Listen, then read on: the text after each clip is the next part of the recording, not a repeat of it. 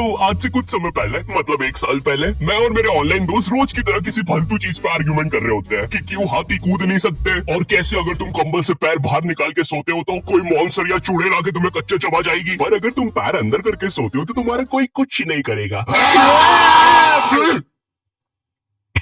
फिर पैर अंदर कर लिया। तू तू अगली बार मिल, बताता हूँ तुझे। चैन से सोएगा ना अब तू। ले तेरा लाइट ऑन कर दिया, अब ठंड में बिस्तर से उठना पड़ेगा। ले तेरा पंखा भी ऑन कर दिया अब तो ऐसी किसी बात पे आर्ग्यूमेंट चल रहा होता है तो उसी बीच न जाने मेरे दिमाग में क्या आता है और मैं बोलता हूँ तुम लोग अच्छे लोग हो, हमें मिलना चाहिए। ये सुन के भैया सन्नाटा मच गया। हाँ क्या बोला तूने? आयु तुझे पता है ना ऑनलाइन दोस्त कभी मिल नहीं सकते। इनफैक्ट ऑनलाइन दोस्त जैसी तो कोई चीज ही नहीं होती, हम सब तो रोबोट है। आयु तू हमारा दोस्त हो ही नहीं सकता, हम जा रहे हैं। फिर उन लोगों ने एक दूसरे के गले में हाथ डाला और न जाने क्यों गुस्से में डोरेमोन का थीम सॉन्ग गाने लग गए, वो भी तमिल में।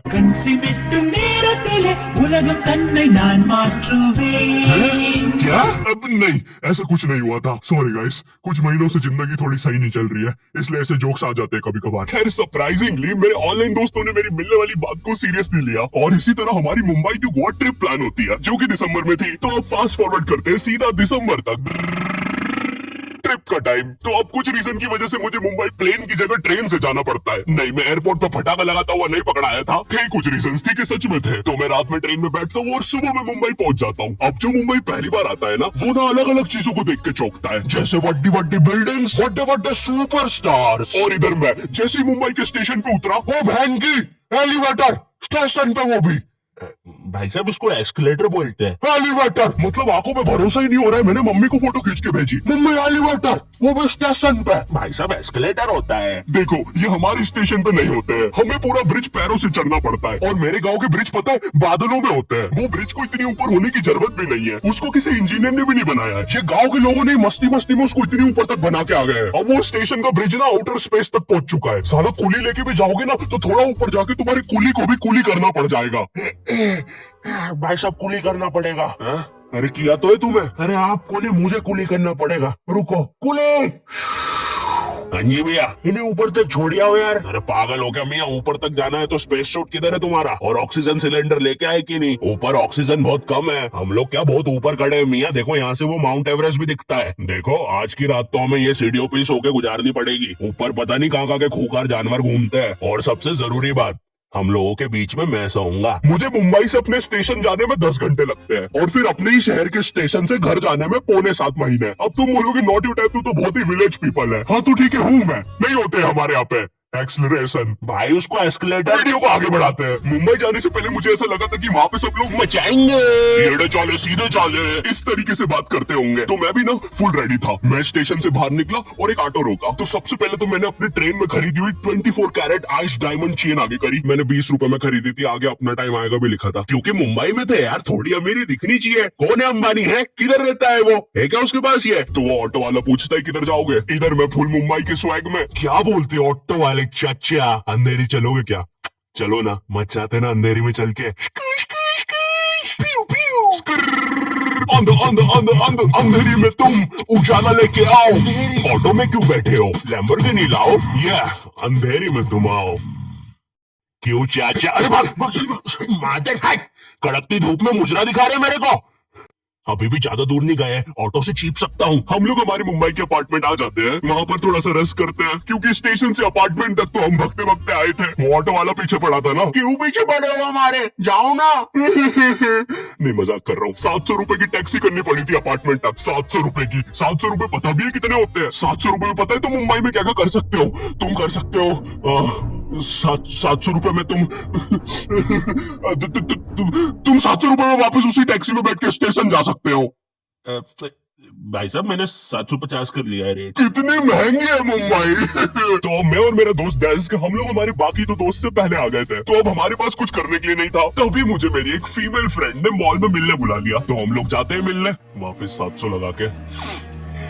ये मुंबई में ना, तो मेरी दोस्त ने ना मुझे एक मूवी देखने बुलाया था, अवतार। मूवी में ज्यादा कुछ खास था नहीं, कुछ नीले लोग नंगे होके पानी में भाग रहे होते हैं रोबोट मशीन से बच के। ये मूवी मैंने 3D में देखी थी, ज्यादा कुछ चेंज नहीं हुआ। अब बस वो नंगे लोग मेरे साइड से निकल के भाग रहे थे। हम ये जंग जीत के रहेंगे।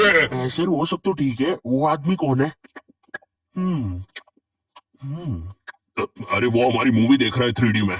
उसे तो मजा ही आ जाएगा जब हम सब नंगे होकर उसके सामने से भागेंगे। मेरी बात सुनो सब लोग, हम लोग उसके बहुत पास से भागेंगे लेकिन उसे टच नहीं करेंगे।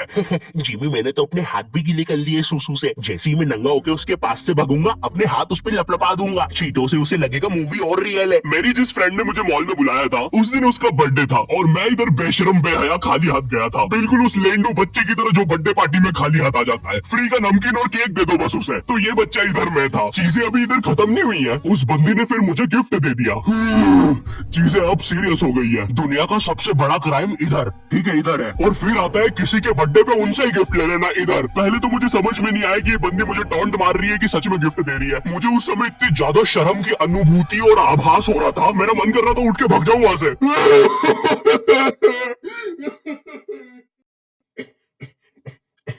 अरे वो बाहर बहुत गर्मी है ना, इसलिए मैंने सोचा फ्राइड स्प्राइट पी लूं आके। और पेरी पेरी फ्राइज भी मेरे फेवरेट है।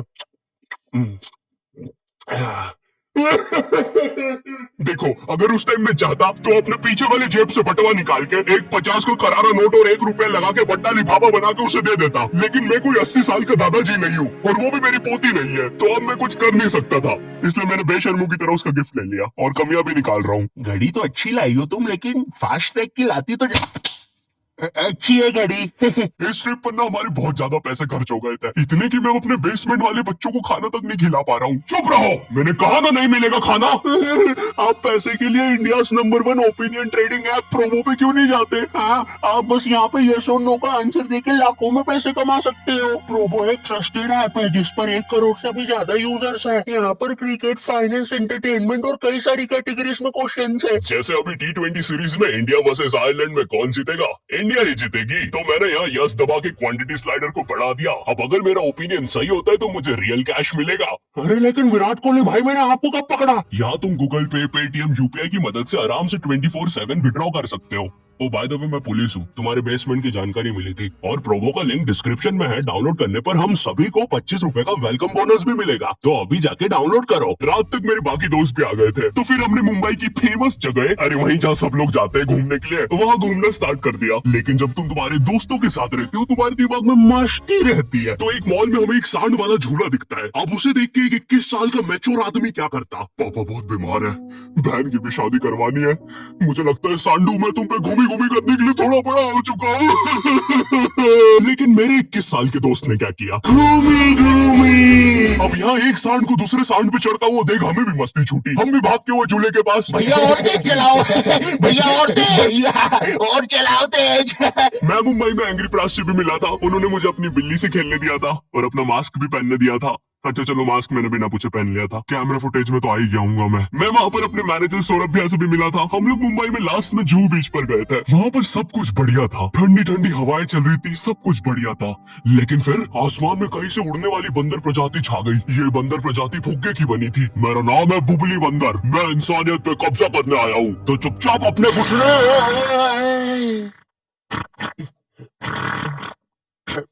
है दोस्त, क्या तुम प्लीज मेरी बूंद में हवा भर सकते हो? मुझे तुम्हारी दुनिया पे कब्जा करना है, प्लीज। मुझे कोई दिक्कत नहीं है। कमलेश, कमलेश। हाँ मैंने सुन लिया था पहली बार में। कमलेश मैं जानती हूँ हम दोनों ज्यादा क्लोज नहीं है, लेकिन इसका मतलब ये नहीं तुम एक बंदर के साथ संबंध बना लोगे। मैं जा रही हूँ। कमलेश जाने दो उसे, मैं तुम्हें उससे भी ज्यादा चीजें दे सकता हूँ। मुंबई के बाद हम लोग निकलते हैं गोवा के लिए। गोवा काफी चिल जगह थी, मैं वहाँ पर काला भी हो गया था। दिन भर बीच पर धूप में भटकने के कारण सच में वहाँ पर धूप तो बहुत ही ज्यादा थी, मतलब इतनी ज्यादा कि जमीन के अंदर से लोग बाहर आ रहे थे या अंदर जा रहे थे। कोई मुझे बताएगा ये क्या हो रहा है यहाँ पे? गोवा में तुम ऐसे बीच पे राइड्स वगैरह कर सकते हो, जैसे जेट स्की। इसमें ना तुम्हें आगे टंकी पे बिठा लेंगे बच्चे की तरह और पानी का एक चक्कर काट के वापस ले आएंगे। ये चलो ना। अरे हो गया भैया। अरे हम तो किनारे से ही वापस आ गए। इसके बाद आती है कुछ जानलेवा राइड्स, डेंजर राइड, जिसमें तुम्हें बोट से समुद्र के बीचों बीच ले जाएंगे और पतंगा बना के उड़ा देंगे। एक और चीज रहती है, जब तुम समुद्र के बीचों बीच पहुंचते हो ना, तो वो बोट वाला तुमसे पूछते हैं कि तुम्हें पानी में जाना है क्या। तो अब यहाँ पे जिसको तैरना नहीं आता है वो तो कुछ नहीं बोलेगा, लेकिन उस समय मेरे दिमाग में पता नहीं क्या चल रहा था कि मुझे पूरे गोवा के एक्सपीरियंस लेने हैं। मुझे तैरना नहीं आता है, मैं उतर गया समुद्र में। शुरुआत के 3.25 सेकंड तो कुछ भी नहीं हुआ, फिर पानी मुझे नीचे खींचने लगता है। ये तो कुछ भी नहीं, अब मैं बोट से भी दूर जा रहा हूँ धीरे धीरे। भैया भैया भैया भैया घंटा नहीं सुन रहा मेरी बात, मेरी इधर फटी पड़ी है, मैं कुछ भी चिल्ला रहा हूँ पानी में। भैया बीमारी है मुझे, ले लो ऊपर। भैया मैं माँ बनने वाला हूँ, ऊपर लो। उस समय कोई दूर से शार्क वार्क भी देख रहा होता ना तो उसे भी दया आ जाती। ओए बच्चे को क्यों परेशान कर रहे हो बे? चलो ऊपर लो इसको, खा लूंगा वरना इसे। चलो बेटा ऊपर चढ़ो तो। हाँ चलो चलो। जैसे तैसे वो बोट वाले ने मेरे को ऊपर लिया। अरे भैया क्या बच्चे ऐसे चिल्ला रहे थे? स्विमिंग सिखा रहे थे तुमको? अच्छा समुंदर में वो भी? तेरे को ड्राइविंग सिखाने को बोलता तो तू तो रॉकेट में बिठा देता मेरे को, पागल। सबने ना मेरा बहुत मजाक उड़ाया कि पानी में गया बच्चों जैसा रो रहा था, लेकिन वो कहते हैं ना सबका टाइम आता है। हम लोग ना उसके बाद एक बनाना राइड पे जाते हैं जिसपे तुम एक बनाना शेप चीज पे बिठाते हैं और उसे नाव से खींचते हैं और बीच समुद्र में ले जाके फेंक देते हैं। तुम्हें पहले नहीं बताएंगे कि तुम्हें फेंकने वाले हैं। उसने हम सबको लेके गया और फेंक दिया। अब सब मुझसे भी गंदे रो रहे हैं पानी में। भैया हम मर गए, हम मर गए। पीछे लाइफ गार्ड आ रहा है। और भैया इतनी दूर जाओगे तो सच में मर जाओगे। मेरे पास क्लिप पड़ी इधर सबकी रोते हुए, मैं लगा दूंगा। मैं तो कहना अरे कुछ नहीं होता, नहीं करना, मैं मरना क्या? चुप रहो। नहीं करना मैं।